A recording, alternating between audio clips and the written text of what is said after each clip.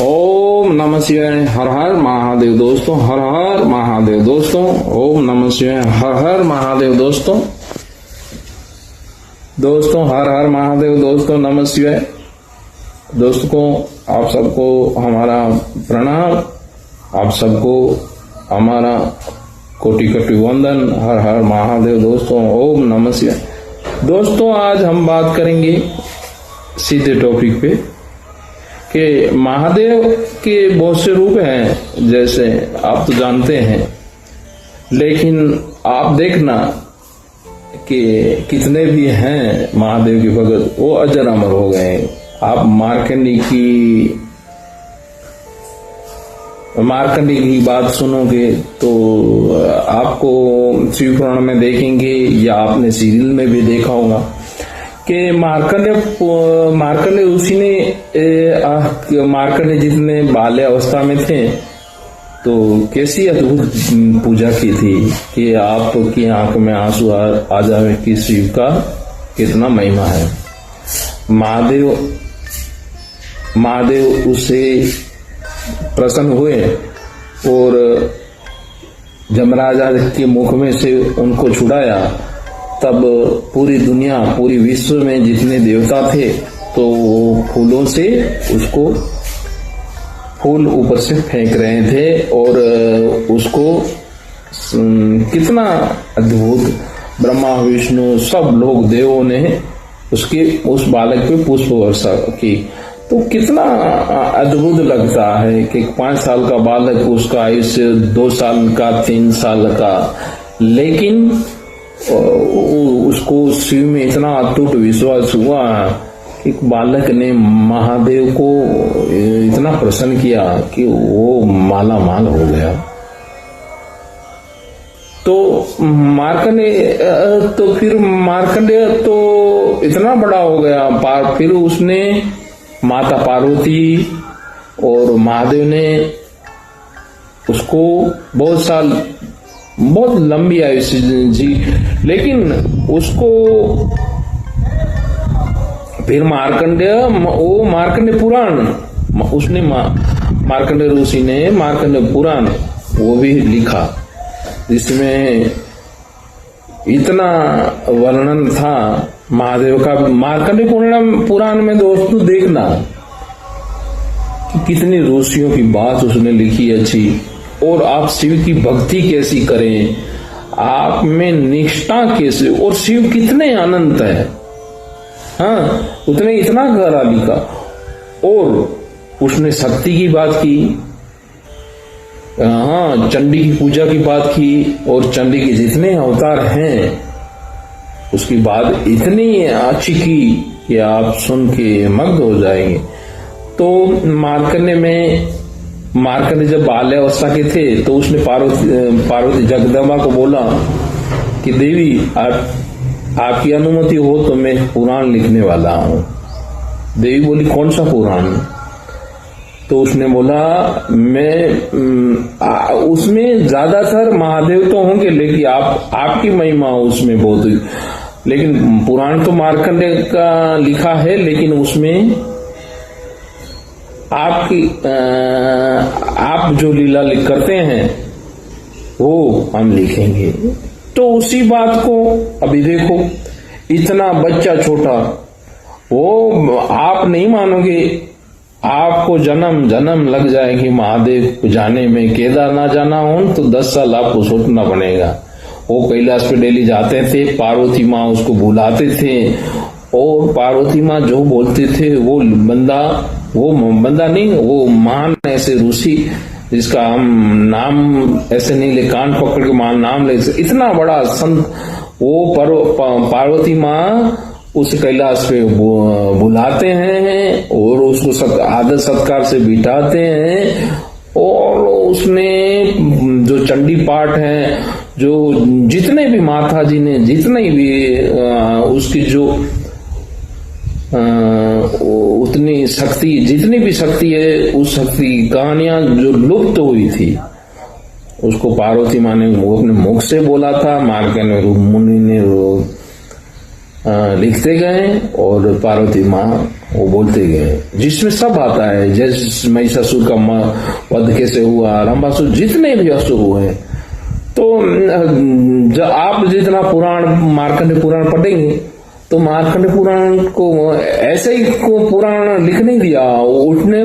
अभी देखो, उसने मार्कंडेय ऋषि ने अनुमति ली, माता उसे हिमालय ले गए, फिर तो लेके फिर उसको अपना मार्कंडेय पुराण लिखा नहीं, माता खुद उसे पुराण लिखवाए। क्यों लिखवाए? क्या आपको पता चले। तो फिर इतना हम इतना बड़ा चमत्कार है दुनिया में भैया कि हम सोच नहीं पाएंगे। आपके आंख में आंसू आ जाएंगे कि हम जिस धरा पे बैठे हैं वो धरा अनंत है, वैसे शिव भी अनंत है, इसे कोई जान नहीं सकता। अद्भुत है भैया, एकदम अद्भुत, एकदम अनंत है। आप जान नहीं सकोगे कि शिव कितने अद्भुत है और कितने अनंत है, और उसको जानना वो भी बहुत मुश्किल है। तो जैसे पहले की देखो ना, जिसको जमराजा है, अपना इंद्रलोक हैं, वो लोग भी वो महादेव को भी जान न सके कि महादेव कितने अनंत हैं। तो हम तो इतने नहीं, हम इतने अंधे हैं, हम कहाँ जैसे जानेंगे। तो वो तो अनंत है महादेव, उसकी भक्ति जो करता है भगत वो भी अनंत है। तो महादेव बहुत विशाल है, जिसकी हम कल्पना कितना, हिंदुस्तान की तो हर जगह पे आप जाओ, हर जगह पे शिवलिंग है। जैसे 12 तो इसकी ज्योतिर्लिंग है और उपलिंग, और भैया उपलिंग भी बहुत है। जैसे ज्योतिर्लिंग की कहानी है वैसे उपलिंगों की भी कहानी है। तो हाँ, उपलिंग की भी कहानी है। जैसे उपलिंग की कहानी है, बहुत से उपलिंग, जैसे कहाँ से आप जाओ तो वो उपलिंग की भी बहुत अनंत कहानी है। तो हर महादेव, जहां आप जाओगे वहां शिवलिंग मिलेगा, वहां शिवलिंग मिलेगा, वहां जो है वो उपलिंग मिलेगा। आप देखना, उपलिंग की महादेव की कोई न कोई कहानी होगी, इतनी सुंदर कहानी होगी शिवलिंग की कि आप सुन के थक रह जाओगे। आप कहीं भी आप 15-20 किलोमीटर आपके आसपास जाओ, वहां महादेव का कोई भी उपलिंग होगा, और उपलिंग का कहानी होगा जो 200, 300, 400 साल पुराना जो महादेव का मंदिर है, वो पूरा कहानी से भरा होगा। तो आप देखो हमारा शास्त्र कितना विशाल है। आप अपने आसपास जाओ, आपके 15-20 किलोमीटर 30, वहां आपको महादेव की कहानी मिलेगी। वहां आपका महादेव का कोई 300-400 साल पुराना मंदिर मिलेगा। तो वो मंदिर कहाँ से है आप पूछो, कोई न कोई कहानी जोड़ी होगी। वही कहानी शिव पुराण है, वही कहानी आप आज तक भी है। वहां से तुम, हाँ तो अनंत है ना आप। तो महादेव की इतनी कहानियां हैं कि आप लिख के थक जाओगे। आनंद है ना। आपके आसपास में जितने भी उपलिंग है उसको उपलिंग बोला जाता है भैया। हमारे आसपास जो भी शिवलिंग रहते हैं उसको उपलिंग बोला जाता है। आपके आसपास जो भी उपलिंग है उस उपलिंगों की जो भी कहानी है वो महादेव की कहानी है। महादेव बहुत अनंत है, आप देखना आप सोच भी नहीं पाओगे। तो भैया ये बहुत अनंत कहानी है महादेव की दोस्तों। हर हर महादेव दोस्तों। मेरा कहने का तात्पर्य यही है के महादेव बहुत विशाल है। आपके आसपास जो जाओगे तो वहां भी शिवलिंग में आपको कहानी मिलेगी। वो कहानी शिव पुराण की है। तो शिव पुराण कितना आनंद है, शिव पुराण में लिखा नहीं, इसमें वर्णन नहीं, लेकिन तो कहानी तो है ना। महादेव ने खुद बोला है कि आपने जो भी आप लिखेंगे, जो भी